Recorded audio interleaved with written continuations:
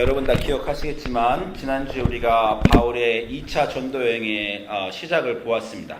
15장의 예루살렘 공회가 끝나고 그 다음 바울과 바나바가 15장 끝에서 갈라서지요. 그리고 나서 바울이 새로 2차 여행을 시작하면서 디모데를 만나고 그래서 새로 힘을 얻고 그리고 나서 바울이 아시아로 더 전도하려고 했던 장면을 기억하시죠? 바울은 아시아로도 전도해서 비스트리아와 갈라디아로 가고 싶었지만 하나님께서 들어와로 가라 이렇게 마음을 주셔서 그 영적인 능력이 있는 바울이 하나님의 음성을 깨닫고 들어와로 갔다가 거기서 환상을 보죠.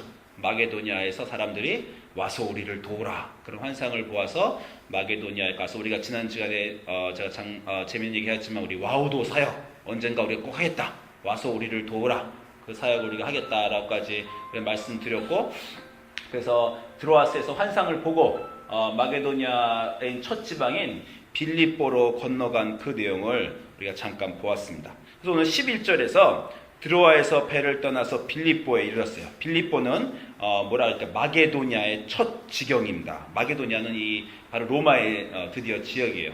그래서 바울이 역사적인 순간 아시아에서 전도하던 바울이 유럽으로 건너가서 이 로마로 건너가서 로마의 첫 도시인 빌립보에 도착한 순간을 우리가 이제 오늘 보았습니다. 그래서 이제부터 이 빌립보, 여러분 유명하죠 아테네라는 거 성경에서는 아덴이라고 번역되는데 한국말 성경에서는 아테네입니다. 그 아테네를 가고 그리스 문명과 로마 문명을 바울이 드디어 접해요. 그러면서 바울이 세계를 향한 눈이 떠집니다. 그래서 바울의 마음이 넓어지고 바울이 이제 내가 더 먼 곳으로, 더 깊은 곳으로, 문명의 중심지로, 세계의 중심지로 가서 복음을 전해야 되겠다. 그래서 나중에 결국 바울이 3차 전도 여행 끝나고 로마까지 가서 로마서도 쓰게 되고 그리고 우리가 교회에서는 우리가 정확하지 않아요. 로마에서 바울이 순교하였다 그런 내용도 있고요. 왜냐하면 사도행전 28장 끝에 보면 바울이 거기 머물면서 이태를 머물면서 많은 사람들과 같이 얘기를 나누었다 그런 내용을 하거든요. 그래서 로마 다 이후로는 우리가 바울의 행적을 알지 못합니다. 그래서 로마에서 순교했다 그런 내용도 있고 또 교회의 믿기로는 로마에서 전도한 다음에 스페인까지 갔다. 유럽의 끝이거든요. 스페인까지 가서 복음을 전했다 이렇게 교회에서 믿기도 합니다. 그래서 우리 알지 못하지만 어쨌건 이 처음 구절 바울이 마게도니아 빌립보로 갔어요. 그 오늘 마게도니아 빌립보로 가서 바울은 무엇을 하였는가라는 것을 보면요. 우리가 전 시간에도 나왔지만 늘 바울은 어디로 가는지는 알지 못해요. 어디로 가는지는 하나님이 보내시는 겁니다. 하나님이 보내시는 곳으로 바울이 가요. 그렇지만 어디에 가서 무엇을 할지는 하나님이 바울한테 말 안 해주십니다. 왜냐하면요. 바울이 알아요. 바울은 어디 가든지 무엇을 할지 알고 있는 사람입니다. 오늘 16장 13절 보면 안식일에 우리가 기도처가 있는가 하여 문밖 강가에 나갔다라고 그렇게 하죠. 전에 바울의 1차 전도여행 하면서 이 부분을 나눴어요. 바울은 어느 도시에 가든지 똑같은 걸 합니다. 회당에 가서 말씀을 전하든지 회당이 없으면 기도처를 찾아가서 기도를 합니다.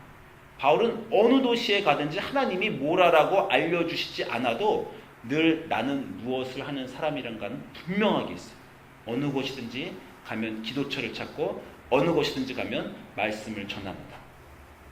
여러분 사시면서 이렇게 가끔가다 옮겨 다니실 때 있어요. 이사도 다니시고 어느 딴 지역 미국으로 가시고 한국으로 가시고 그럴 때도 있죠. 또는 여행을 2주 동안 어디 출장을 가실 수도 있어요. 어느 곳에 가시든지 분명하게 여러분은 하실 게 있는 사람입니다. 내가 여기에 2주 동안 출장 왔다? 3주 동안 있다? 6주 동안 있다? 여러분 분명하게 내가 여기 왔으니 기도처부터 마련해야 되겠다. 호텔방에 가시면 이 호텔방에서 내가 어느 방향으로 기도할까? 창문을 열고 아니면요 정말 이슬람인들처럼 교회 예루살렘으로 방향을 정하시든지요. 저는 우리 교회 쪽으로 기도합니다. 제가 어느 곳에 있든지 딱 동서남북 봐서 우리 교회가 저쪽에 있으니까 이쪽 교회를 향해 기도해야 되겠다. 여기가 제 성소니까. 그래서 여러분 항상 어느 곳에 가시든지 내가 어디를 향해 기도할 것인가 그리고 기도할 장소를 마련하세요. 그 어느 곳에 가시든지 라스베가스를 가시든지 휴가 가시든지 여기 예배처가 있는가 내가 주일날 이번에 여행 중에 주일날이 꼈는데 주일날 예배처가 됐는지 꼭 마련하시기 바랍니다. 그래서 미리 인터넷 설치하셔서 어느 교회 가야 되겠다 몇 시 예배구나 이게 여러분이 항상 하실 일이에요. 여러분 바울의 많은 전도 여행을 통해서 이런 내용이 한 번도 없습니다. 바울이 어느 지역을 가서 그 전 지역에서는 열심히 복음을 전했기 때문에 이 지역에서는 쉬었더라. 그런 말 없습니다. 바울이 그 전 지역에서 돌에 맞았기 때문에 인생이 힘들었기 때문에 그 다음 지역에서는 2주 동안 베케이션을 가졌다. 이런 구절 없습니다. 바울은 돌을 맞았든 채찍에 맞았든 돌을 맞아 채찍에 맞았으면 그 지역을 떠나가게 돼요. 그 지역을 도망가게 됩니다. 할 수 없어요. 도망가자마자 그 다음 지역에서 말씀 전하는 겁니다. 바울은 분명히 하나님이 너 이 지역에서 말씀 전하고 저 지역에서 말씀 전하지 말라 말씀해 주지 않으십니다. 하나님 바울이 뭘 하실지 분명히 알고 있기 때문에 그렇습니다. 제가 주중에 지난주에 미국 목사님들하고 우리 정기적으로 미팅을 가져요. 그래서 미팅을 가졌더니 새로 저희 연회에 감독이 오셨는데 감독이 이 목사님들한테 이런 거를 보냈어요. 썰큐시 목사님들이 무엇인데 썰큐 커비넌트. 각 목사님마다 이 폼에다가 사인을 하라는 거예요. 커비넌트입니다. 자기가 하기엔 서약식입니다. 그래서 목사님들마다 기도를 매일 하고 성경을 매일 읽고 11조를 드리고 가난한 자를 돕고 이런 것들에 대해서 이 사인을 해라. 그래서 제가 사인하고 서큐 리더가 사인해서 연회에 내라는 거예요. 근데 저희가 사실 좀 웃었습니다. 아니 이런 거는 다 개인적으로 알아서 하는 거지 이런 거를 사인을 하라 그러냐 이렇게 제가 좀 웃었는데 그 중에 있는 어떤 목사님 중에 하나가 이런 얘기를 하는 거예요. 모든 중요한 인간관계에는 커비넌트가 필요합니다. 이렇게 말하는 거예요. 여러분 결혼식 할 때 커비넌트 하셨잖아요. 결혼 서약을 하시잖아요. 결혼식 할 때 딱 서가지고 비가 오나 눈이 오나 아프나 건강하나 슬플 때나 외로울 때나 기쁠 때나 이 남자만 사랑하겠습니다. 이 여자만 사랑하겠습니다. 그게 결혼식 서약 아닙니까? 모든 중요한 인간관계를 이거 한 거예요. 그래서 제가 이거를 얘기를 듣고 그렇지 모든 중요한 인간관계는 서약식이 필요하지 그 좋은 생각이 떠올랐어요. 그래서 그날 밤에 우리 집에 가서 가정예배를 드리는데 제가 아이들한테 이 얘기를 했습니다. 야, every important relationship we need a covenant. 커비넌트가 필요하다. 아빠는 엄마한테 커비넌트가 있다. 평생 엄마만을 사랑하기로 했고 딴 여자 안 사랑하기로 했고 엄마를 서포트하고 그러기로 아빠가 결정했다. 그리고 아빠는 너희들한테도 커비넌트가 있다. 내가 평생 내 아이들을 먹이고 평생 지켜주고 아이들이 필요한 걸 서포트하려는 커비넌트가 있다. 라고 제가 아이들한테 말했어요. 여러분도 그런 게 있으시죠? 남편과 또는 친구 관계에도 그런 커비넌트가 있습니다. 그래서 제가 아이들한테 물어봤잖아요. 너희들은 엄마 아빠한테 무슨 커비넌트가 있냐? 여러분 집에서 꼭 애들한테 해보십시오. 애들이 막 당황해요. 애들이 그치 중요한 관계는 커비넌트가 필요하다는데 나는 뭐가 있나 막 그러다가 우리 딸이 하는 말이 나는 일주일에 한 번씩 방을 치울 건데 이런 얘기를 하는 거예요. 그래서 내가 야 그것도 중요하지만 그 정도 갖고 안 되고 더 중요한 커비넌트가 비가 오나 눈이 오나 해야 되는 커비넌트가 뭐냐? 그래서 애들한테 너희는 엄마 아빠한테 obedient 순종하기로 한 거다. 그리고 엄마 아빠 앞에서 또는 형제 자매들 간엔 어떤 커비넌트가 있냐? 형제 자매들끼리 서로 사랑하고 엄마 아빠 앞에서 서로 막 미워하지 않는 커비넌트가 있다라고 얘기했어요. 그랬더니요 애들이 신기하게 알아들었습니다. 지연자매님 집에 가서 꼭 해보세요. 아이들. 왜냐하면 아이들이요 평소에 이게 없어요. 그러니까 엄마 아빠가 뭐 시키면 애가 나한테 이거 왜 시켜? 그리고 화내고 가죠. 자기가 커비넌트가 있다는 걸 이해 못하는 거예요. 근데 애들한테 분명하게 알려줄 필요가 있습니다. 그리고 커비넌트는요 그냥 중요한 게 있는데요 쉴 수가 없어요. 제가 이렇게 내가 아내한테 여보 내가 15년 동안 당신을 사랑하겠는데 일주일만 쉬면 안 될까? 일주일만 다른 여자를 만나겠어. 이런 얘기 못합니다. 그죠? 제가 우리 딸들한테 내가 14년 동안 너희를 먹였는데 내가 내 다음 2주만 아빠가 너희를 안 먹이면 안 되겠냐? 이렇게 말 못합니다. 커비넌트는 눈이 오나 비가 오나 우리가 하기로 한 결정이에요. 여러분 하나님도 여러분에게 커비넌트가 있으십니다. 여러분이 그거를 그렇게 생각하고 있어요.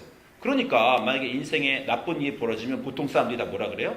아니 하나님 도대체 어디 계세요? 왜 우리를 안 돌봐주십니까? 이게 왜 나쁜 일이 이렇게 일어났어요? 그 이유를 우리가 이렇게 말하는 이유는 뭡니까? 우리 마음속에 하나님이 우리를 돌봐주시는 커비넌트가 있으시다고 우리가 생각하니까 그런 거예요. 하나님 지금 주무십니까? 어디 떠나셨어요? 우리를 같이 함께 하셔야죠. 우리 마음속에 하나님이 우리에게 커비넌트가 있다는 걸 믿기 때문에 그렇게 불평하는 겁니다. 제가 우리 아이들에게 물어봤듯이 똑같은 질문을 우리들에게 할 수 있습니다. 하나님이 우리에게 커비넌트가 있으시든 언약이 있으시든 우리도 하나님한테 커비넌트가 있습니까? 여러분 혹시 이렇게 물으면 우리 아이들이 저 앞에서 우물쭈물하는 것처럼 우물쭈물 하시지 않겠어요? 여러분 평생 하나님이 나를 이렇게 지속적으로 사랑해 주시고 내 하나님이 되셨기 때문에 나도 하나님 앞에서 이거는 평생 지킨다. 그런 커멘트가 있으세요? 아니면 어떤 때 기분 좋을 때는 좀 지키다가 좀 우울할 때는 좀 쉬다가 이럴 때는 이럴 때는 하고 그건 커멘트 아닙니다. 아까 말했듯이. 커멘트란 건 자기 마음속에 한번 두고 자기가 이 언약을 내 평생 지키도록 결정한 거예요. 여러분이 그렇게 남편분과 또 아내분과 지키고 계시고 아이들과 지키고 계시고 또 친한 친구들 간에도 그런 게 있습니다. 눈에 보이지 않지만. 그래서 그런 게 깨졌을 경우에 서로 불평하는 거예요. 야, 너 어떻게 나한테 거짓말하냐? 너 어떻게 그런 모임 가면서 나를 따돌리냐? 그런 말은 왜 하는 거예요? 자기 마음속에 이 사람이 그렇게 자기가 안 할 거라는 커멘트가 자기가 어수하기 때문에 그런 게 있기 때문에 추정하기 때문에 이렇게 하는 겁니다. 여러분이 하나님한테도 똑같습니다. 그런 커멘트가 있어요. 여러분 마음속에 하나님이 여러분의 커멘트가 있으시듯 나는 하나님에게 어떤 커멘트가 있나 한번 점검하시고 그 커멘트를 내가 잘 지키고 있나 한번 체크해 보시기 바랍니다. 여러분 저한테 커멘트 있으세요? 제가 여러분의 목사인데 나는 우리 목사님한테 이렇게 하겠다. 또는 여러분 교회한테 커멘트가 있으십니까? 여러분 모든 중요한 관계는 커멘트가 있다니까요. 또 여러분 교회 옆에 앉아 있으신 분들한테 커멘트가 있습니까? 저는 여러분에게 커멘트가 있어요. 제가 사무엘상 12장 23장을 전에 읽을 때 제 마음속에 이게 내 아의 커멘트구나 생각을 했습니다. 사무엘상 12장 23절 보면 사무엘이 백성들한테 한 얘기입니다. 백성들한테 나는 너희를 위하여 기도하기를 쉬는 죄를 여호와 앞에 결단코 범하지 아니하겠다. 제가 이 성경 구절을 읽다가 그런 느낌이 확 오더라고요. 그렇지. 영적 지도자라는 것은 그 백성들을 위해서 절대 기도하기를 쉬면 안 되지. 그래서 하나님이 저한테 이 마음을 주셨어요. 나는 목사로서 내 성도들을 위해서 기도하기를 쉬는 죄를 범하면 안 되겠다. 이런 말씀을 주셨습니다. 그래서 저는요, 제가 여러분에서 기도를 만약에 빼먹잖아요? 그러면 죄의 책감이 마음속에 들어요. 내가 이걸 덤으로 하는 게 아니라, 내가 하면 좋고 안 하면 안 되는 게 아니라, 내가 이걸 안 하면, 내가 죄를 범했구나. 하나님 앞에. 하나님과 백성들 앞에 죄를 범했구나. 내 백성들을 위해서. 그래서 여러분한테 나쁜 일이 일어나면 저는 그렇게 생각합니다. 내 기도가 적었나. 여러분이 영적으로 공격당하시는 것 같으면 내가 더 열심히 기도해서 죄를 짓지 말아야 되겠다. 이런 생각합니다. 제가 이 구절을 지난주에 설교 준비하다가 이 구절 다시 봤는데 한 가지 제가 미스한 게 있더라고요. 두 번째 구절을 제가 신경을 안 썼어요. 여호와 앞에 기도하기를 쉬는 죄를 결단코 범하지 아니하고 선하고 의로운 길을 너에게 가르칠 것이다. 제가 이 구절은 생각을 못했네요. 그래가지고 요번에 읽으면서 다시 이 구절도 제 커멘트를 마음 먹었습니다. 선하고 의로운 길도 가르쳐야 되겠다. 그래서 제가 지적질을 하기로 했어요. 전에는 교인들이 뭐 잘못하면요, 제가 그냥 하나님이 가르쳐 주시겠지 하고 아무 말도 안 했습니다. 제가 이 구절 읽다가 내가 이 사무엘상 12장 23절을 내 마음속에 우리 교인들을 향한 커멘트로 내가 두기로 했는데 기도하기를 쉬는 죄만 안 범하는 게 아니라 앞으로 선하고 의로운 길도 내가 가르쳐야 되겠다. 우리 교인들이 선하고 의롭지 않은 길로 가면 내가 불러다가 어느 성도님 이렇게 하시면 안 됩니다. 선하고 의로운 길을 가르쳐야 되겠다. 이 생각을 제가 하기 시작했습니다. 그래서 앞으로 저한테 지적질 당하시면 목사님이 저 구절을 읽고 마음을 새롭게 하셔서 이렇게 하시나 보다 이렇게 생각하시기 바랍니다. 여러분 다시 물어보지만 저한테 커멘트가 있으세요? 저는 여러분한테 있습니다. 제가 이거 라틴어 소형 공부하다가 우리 스페니시 분들한테 여러분 저한테 커멘트가 있어요? 여러분 목사님에서 기도하십니까? 나 이렇게 물어봤어요. 그랬더니 카리나랑 우리 교인 중에 하나가 딱 손들더니 우리 아들이 목사님에서 매일 기도합니다. 그렇게 얘기하는 거예요. 그 아들이 6살입니다. 6살짜리 남자애가 집에서 목사 하나님 패스터 저스틴을 도와주세요 이러고 매일 기도한다는 거예요. 그래서 굉장히 감동을 받았어요. 여러분도 여러분 목사님에게 하나님에게 커멘트가 있으시고 저한테도 커멘트가 있으셨으면 좋겠고 그리고 옆에 분들 여러분 성도님들 하나님이 주신 중요한 인간관계입니다. 같이 내가 내 교인 중에 하나가 넘어질 때 내가 같이 기도해 주리라. 내가 그를 붙들어 주리라. 그들과 같이 하나님의 일을 하리라. 이런 커비넌트를 꼭 지키시기 바랍니다. 바울은 이 커비넌트가 있었어요. 내가 돌을 맞아도 채찍을 맞아도 배가 파손해도 나는 어느 곳에 가든지 기도하고 하나님 말씀을 전하겠다. 그게 바울의 커비넌트였고 바울은 평생 그걸 지켰고 그렇게 살다가 갔습니다. 우리도 이 커비넌트 공동체라는 걸 이해하시고 어느 곳에 가시든지 언약을 지키시면서 그 언약을 통해서 하나님과 관계를 굳건히 하시고 우리 교회에서 같이 교회를 세우시는 커비넌트 공동체가 되시기를 주님의 이름으로 소망합니다. 같이 기도하시겠습니다.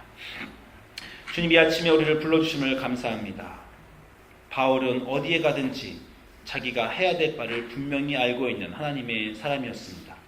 우리도 어디에 가든지 우리가 분명히 해야 될 바를, 하나님 앞에서 우리가 해야 될 바를, 우리 옆에 사람들에게 우리가 해야 될 바를, 우리 가족에게 우리가 해야 될 바를 우리가 분명히 알고 그것을 지키는 언약 공동체, 커비넌트 커뮤니티가 될 수 있도록 주님께서 도와주시옵소서. 감사드리며 예수님 이름으로 기도합니다. 아멘.